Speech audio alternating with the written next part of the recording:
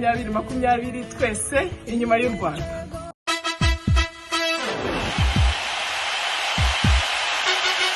Mu by'ukuri ekipe tumeze neza, twageze muri Cameroon amahoro, kugeza ubu ngubu nta mukinnyi urwaye.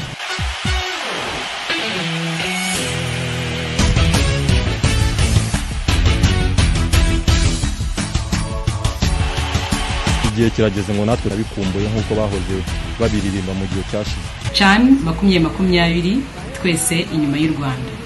Ndifuriza abagenzi banjye intsinzi muri Cameroon, twese inyuma y'u Rwanda. Twese tumeze neza 100%, aho umutoza wese yabanzamo yiteguye gutanga buri kimwe cyose gishoboka kugira tubashe kuba twatsinda.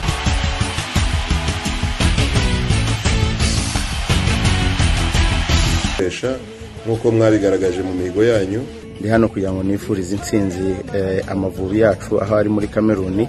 Mbwire abasore b'Amavubi yuko twese abanyarwanda tubari inyuma kandi tubafitiye icyizere, turabizi neza muzabikora. CHAN 2020 twese turi inyuma y'u Rwanda.